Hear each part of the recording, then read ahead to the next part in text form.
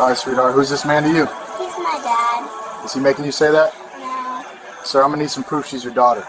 Birth certificate, custody paperwork, something. If you can't show me, you're getting put in cuffs. A cop walked into a diner on a Saturday morning, saw a black man sitting with a white 5-year-old girl, and decided what he was looking at before he took another step. No crime, no distress, no complaint with any detail attached to it. Just a black man and a white child, and an assumption that would cost him his badge and the city $1.1 million. Dominic Wells was 53 years old. Magistrate Judge, 12 years on the bench. Every Saturday morning, he brought his daughter Zoe to Miller's Diner. Same booth, same waitress, same order. Sarah had their coffee ready before they sat down. That Saturday was Zoe's 5th birthday. She had a paper crown on her head and whipped cream on her nose and was trying to steal bacon off her father's plate like he would not notice. He noticed. He let her take it. 3 years earlier, Dominic's closest friend Thomas had been in a car accident. His wife died at the scene. Thomas lasted 4 hours. In those 4 hours, he asked for one thing. His daughter Zoe was 2 years old, and he could not let her go to strangers. Dominic said yes before Thomas finished the sentence. 18 months of fostering, then the adoption finalized. Then the morning he told Sarah, and she cried into her apron while Zoe ate an entire plate of pancakes and had no idea what any of it meant yet. Only that her daddy was smiling, and that was enough. Officer Ryan Kelchure responded to a call, vague, shapeless, a customer who said something did not look right. No crime described, no distress described, just a feeling. He walked in, scanned the room, and his eyes stopped on the window booth. He did not speak to the manager, did not ask the staff what the supposed disturbance was, did not observe the scene for a single second.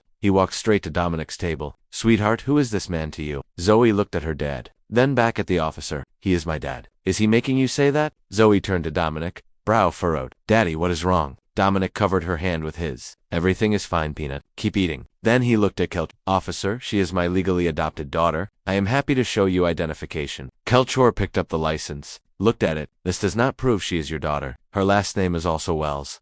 We live at the same address. I have the adoption documents on my phone." Kelchure did not look at the phone. He reached for his radio. Possible 207A at Miller's Diner. Possible abduction. Male suspect on scene with minor female. The word abduction landed in that diner, like something physical. Customers stopped eating. Someone gasped. Sarah covered her mouth with both hands. Zoe's hand reached across the table and found her father's. She did not cry, but her eyes went wide and searching. The way a child's eyes search when the world stops making sense. Dominic covered her hand and did not move. "Everything is fine, Peanut." Then he looked at Kelchure, voice quiet, precise. "You just called a child abduction code on me, in front of my daughter. Have you ever watched someone refuse to hear the truth because they had already decided what they wanted to see? Type yes or no below." Backup arrived in 90 seconds. Kelchure met them at the door and built his version before they could look around. Unidentified male, refusing to cooperate, possibly fraudulent documentation. By the time the officers looked across the diner at Dominic, they were already seeing him through Kelchure's eyes. What they actually saw was a man sitting completely still, his daughter's hand held in both of his, a half-eaten birthday breakfast on the table. Sarah walked over and told them directly. Dominic and Zoe came every Saturday. 3 years, she had watched the adoption happen.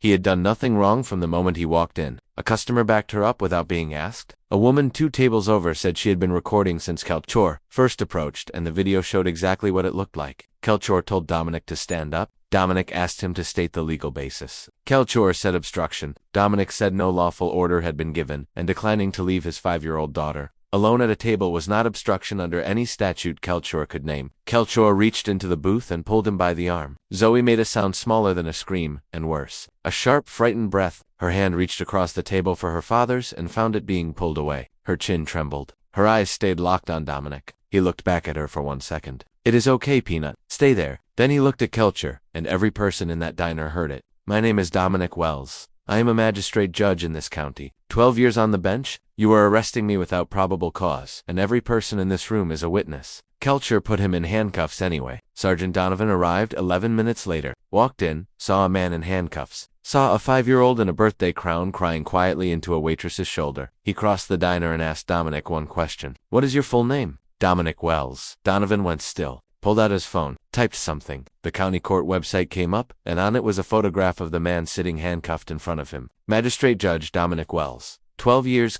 County Circuit Court. Donovan walked Kelchure to the far end of the diner and spoke to him in a voice that carried more weight than shouting ever could. Then he came back, crouched to eye level with Dominic, and uncuffed him personally. Dominic stood, walked to Zoe, took her from Sarah's arms. She buried her face in his neck and held on with both hands. He held her, said nothing, just held his daughter in the middle of that diner while 30 people watched in complete silence. Then he turned around. My title should not have been what protected me today. My rights as a human being should have been enough. But you could not see my rights. You could only see my skin. He picked up Zoe's birthday crown from the table, placed it back on her head, and looked at Kelchure one final time. You will be hearing from my attorney. And he walked out. 12 phones, 30 witnesses, 6 million views by Sunday morning. Kelchure was terminated 3 weeks later. 9 years on the force? His incident report described Dominic as aggressive and uncooperative. The video disproved it in the first 30 seconds. His file showed 6 prior welfare checks on black men with white children. All documented, never investigated as a pattern. The city settled the federal lawsuit for $1.1 million within 90 days. Dominic donated most of it to organizations supporting racial profiling victims and a therapy fund for children who experience police trauma. The rest went into Zoe's college fund. The following year, Dominic took Zoe back to Miller's Diner for her 6th birthday. Same booth, same crown, same extra whipped cream. Sarah had kept their booth reserved. There is a small sign on the table now. Wells family? It is still there. Dominic went back because he refused to let Ryan Kelchure take that too. A black father should be able to celebrate his daughter's birthday in peace, without proving he belongs, without justifying his family, without his 5-year-old watching him get put in handcuffs for the crime of loving her. That should never require a title to protect. See you in the next one.